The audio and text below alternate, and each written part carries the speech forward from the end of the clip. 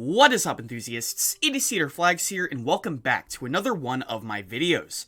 So, when you go to an amusement park, you will probably expect the usual suspects. You will see a Ferris wheel, a merry-go-round, a train ride, or maybe even some really cool flat rides, like a drop tower, or many more. But today, we are going to go a little bit off the beaten path. Have you ever had that experience while going from theme park to theme park, realizing that a ride that you rode was not necessarily an orthodox one, not normal? Sometimes, the more unique the ride is, the better it is, and when I ride a unique ride, it definitely stays in my head for a long time. And sometimes I'll think about why this ride model isn't even that common. Today, we are going to be looking at the rarest and most unusual rides that I have ever been on. And to be honest, when I came up with the idea for the video, this was originally going to be a one-part video, and then I realized how many weird and unusual rides I've been on, so expect this to be a series in the near future. Now, let me clarify in this video, when I say unique and weird and unusual, I mean that in the best way possible. All of these rides are incredible in my opinion in their own unique way. They're remembered for a completely different reason: how unique, awesome, and how rare they are. And it makes me appreciate these rides in general, because let's say I ride one of these 1,000 miles from my house, I'm not going to have an accessible way to ride it again for a very long time. Meanwhile, if I ride a Ferris wheel at a park in Iowa, I could also ride one at a park in Ohio. So let's get right into it. This is Cedar Flags, and today we are going to be talking about the most unique rides that I have been on. The first ride I want to talk about is the Rides GeForce. Now, Rides is a flat ride manufacturer most of the time, but they experimented and came out with this gem of a coaster. Now, there's not much known about this roller coaster whatsoever, but looking at it, it is a U-shaped shuttle coaster and is a transportable ride. The most notable installation of these was with the Bates Brothers during the IX Indoor Amusement Park, which happened every single year. Unfortunately, that's not around anymore, and this model is so rare, it has nothing on the RCDB. This is also believed to be one of the only installations in the world, and we really don't know where the other ones are. I had the fortunate chance to ride this, and it was pretty intense. There's not much to the ride whatsoever, it's 2 spikes, but when you go down that drop, it's pretty intimidating. When it comes to wing coasters, this is probably the weirdest out of all of them that I've been on.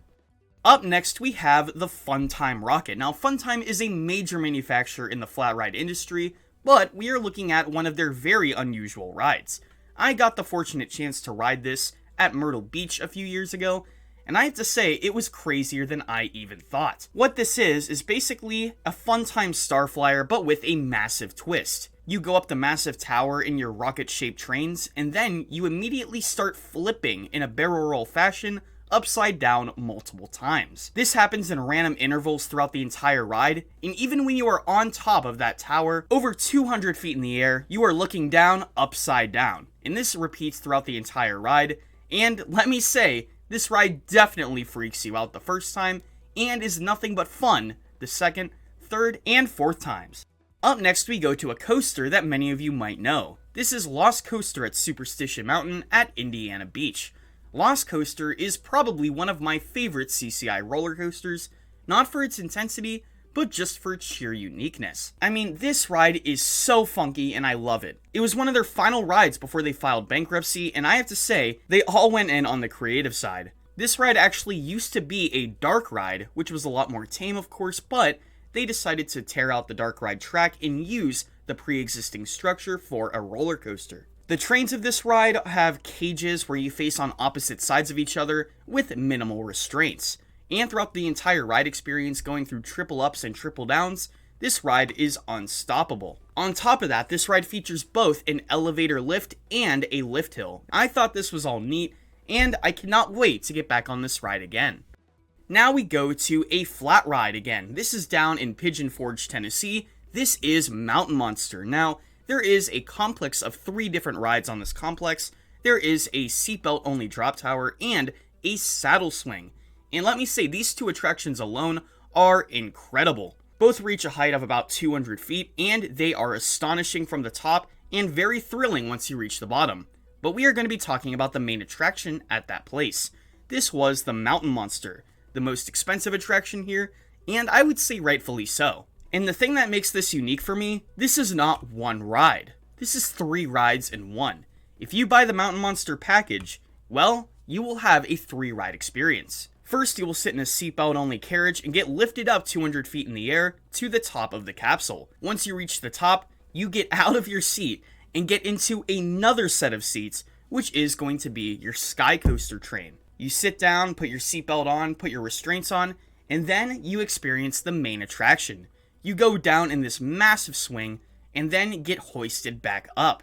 Now, the swing itself is fun, but what put this on the list for me is how you exit the ride. They could have added an elevator, they could have added stairs. Nope. The way to get back down, you have to drop. Remember that seatbelt only drop tower I talked about earlier? Well, within this tiny tower, there is a second one, only for people after they rode the Mountain Monster. So if you want to pay one price for 2 rides in one, well, this is where you go. Up next, we go to Lake Winnepesuka. Now, this park is absolutely classic. You have the Cannonball roller coaster and you have many classic flat rides.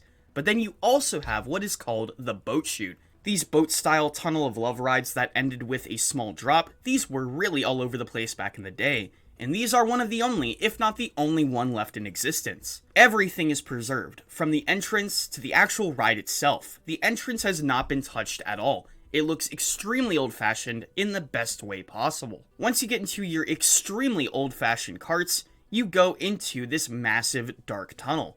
And this tunnel lasts a pretty long time.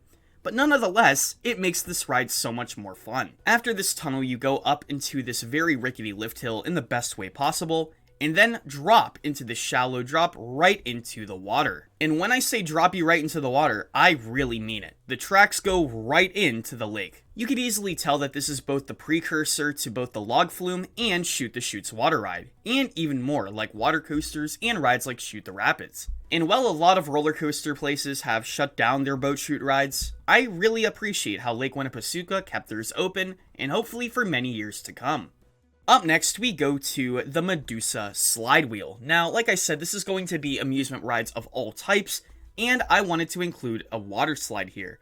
This is the only slide wheel in the United States, and I definitely was looking forward to it. And I will say, even with those prior expectations, this ride absolutely exceeded my expectations, and is easily one of my favorite attractions at Mount Olympus.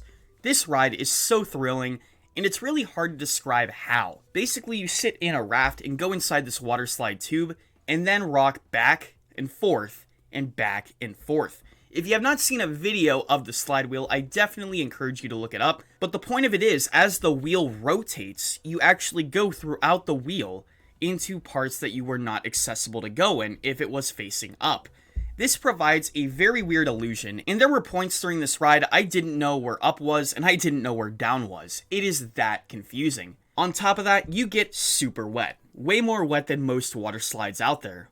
Finally, I want to go to the Mall of America. There are a few other locations where this flat ride is, but I wanted to focus specifically on this one, as it is the only one that I've experienced.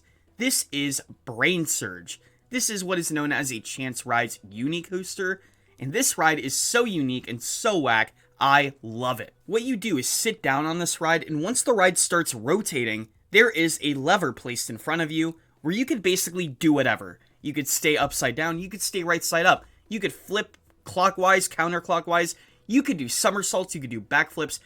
It's whatever your heart's content really is. So if you want to hang upside down, stay right side up, or flip a bunch of times in a row, this is the ride for you. Anyways, like I said at the beginning of the video, this is definitely going to be a part 1. There are so many different aspects that I could talk about when it comes to these unique rides. So let me know in the comments below some of your favorite unique rides, and until next time, check out the links in the description and like and subscribe if you enjoyed. Anyways, until next time, this is Cedar Flags, and I'll see you all later.